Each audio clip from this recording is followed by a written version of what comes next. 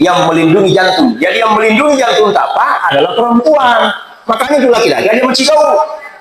Umak kunranya. Kalau yang melindungi jantungnya adalah perempuan. Makanya itu jantung kita itu tidak normal karena dua. Pertama jatuh cinta, yang kedua jatuh tempo. Hadirin.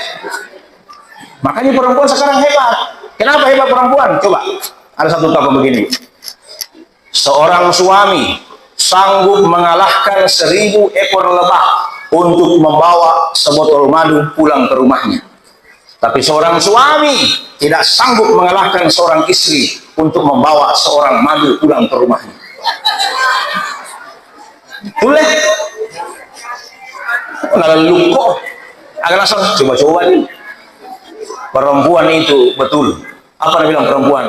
Abang, di tubuhku 90% air.